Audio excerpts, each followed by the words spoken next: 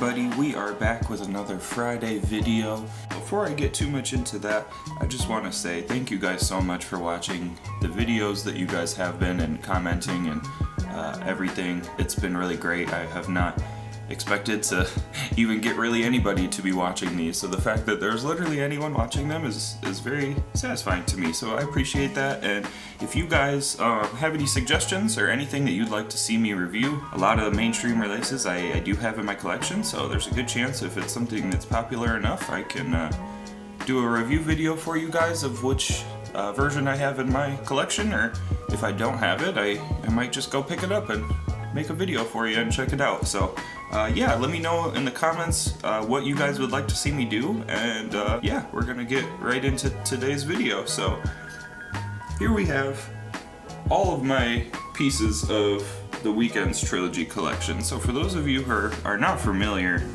the Trilogy by the Weeknd is actually a very interesting project release to study. What's kind of special about the Trilogy, all this music was recorded in a span of about 9 months, and so these 3 albums, this entire project has such a cohesive sound through the 3 projects, like the production, his writing, his singing, I mean everything, the way the albums flow together. It's so beautifully well done, and you can kind of tell that it was made in its own little vacuum. Like, you can tell this was all less than a year's work because it feels so cohesive and feels like if you listen to High for this on House of Balloons and you listen all the way through the end of Echoes of Silence, it is just a beautiful piece of music that flows perfectly together. These 3 albums came out, this was like right when I was in college. I was like a freshman in college when these came out. So I was, you know, very tapped into the scene at the time. This was like during when I was really becoming aware of what was going on in the underground. And if you were there, you know how most R&B artists followed this template for a long time after, and still do, kind of, to this day. This is a sound that he really invented, this sound in R&B. You know, this is before the Party Next Doors, this is before the Bryson Tillers, this is before all of that. So he really did lay the groundwork for what this genre would go on to do for even till today, but really for the next 10 years after this album came out.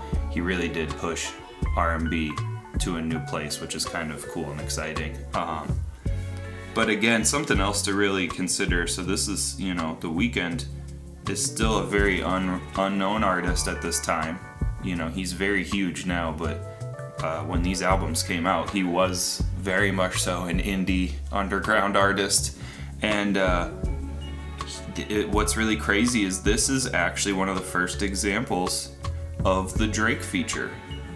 This is really so The Weeknd had a feature on Drake's album. This was right after Take Care was when this came out, and The Weeknd was on Take Care, and then Drake did a feature for The Weeknd, and I don't remember exactly how the lineup of albums went. Like, I know Drake is on Thursday, and I don't remember exactly how it went, how like House of Balloons came out, and then Thursday came out, and then Echoes of Silence came out. I don't know how well House of Balloons was received before Thursday came out, but I can only imagine that Thursday was significantly bigger because of the Drake feature. You know, obviously by the time all 3 of these had come out, the Drake feature had blown up to the point where people were really noticing that, and The Weeknd kind of took off after the release of the full trilogy. But, you know, interesting to take a look at, you know, because we know what the Drake feature has become in hip-hop and R&B today. It's kind of crazy that this was really the first example of that, because at this point Drake was still kind of the young guy. Like, Drake was still under Lil Wayne very heavily. He was still kind of coming up, had really just had his first big album. I mean, his first couple albums were big, but Take Care was his first, big one. And this was kind of the start of what we would come to know as the famous Drake feature, putting people on. So kind of crazy. But enough on me just going into my, personal opinions and history on the project. Let's take a look at these. I have this collector's edition box set CD, which, as you can kind of tell, I have lived with this thing. This thing used to be in my car, and this has definitely been put through the ringer, but super cool. Comes with all 3 discs. Very, very cool triple disc. Each one comes with its own little booklet.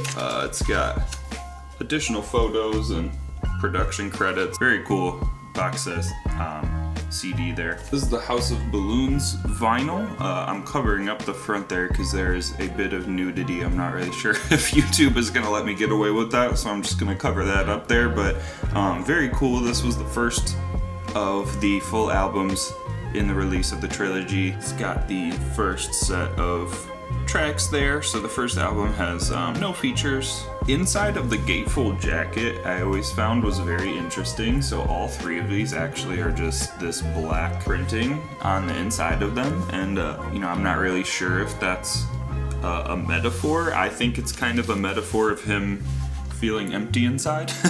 But that's totally just my guess there. But if I had to guess, that was kind of the metaphor for that. Then we've got my copy of Thursday, which, if you can tell, I'll hold up another one next to it.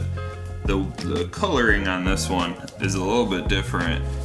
This copy of Thursday is actually, I don't know if it's an original pressing, but it is much, much closer to an original pressing. This one is actually about 10 years old. I got it in 2013. So these other 2, my copy of House of Balloons and Echoes of Silence, those are definitely represses, but if this is not an original pressing, it is very close to an original pressing. So this is much older than the other 2 and is in a little bit different condition and was printed a little bit differently, but still got the same inside. It's very similar on the back. You can see the wear and tear is a little bit greater on this one. Like I said, this one's much older.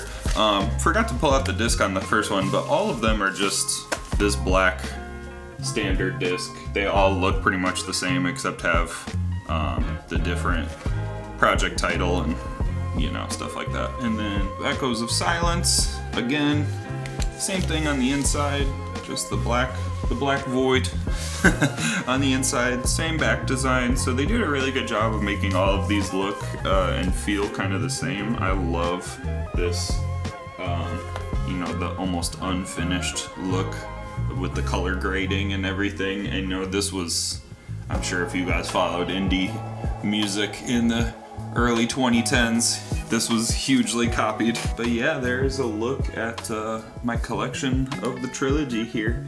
I think this was a great album run for the Weeknd to start a career. Kind of crazy that your first 3 albums are this good and kind of shifted what R&B music was, but we definitely appreciate him for it and all the music he's done since then. I am still a huge fan of the Weeknd's, and I'm sure you guys will see plenty more Weeknd, products in my videos if you guys keep watching. But yeah, this is definitely an impressive run of albums. If you have not checked it out, I would definitely go check out a lot of these songs. I'm sure you've heard at least a couple of them because some of the singles are really popular. But if you've not listened to the albums themselves, I definitely recommend it. And that's exactly what I'm about to go do for a few hours. I'm gonna go give these bad boys a spin, and we'll see you next week. Thank you for watching.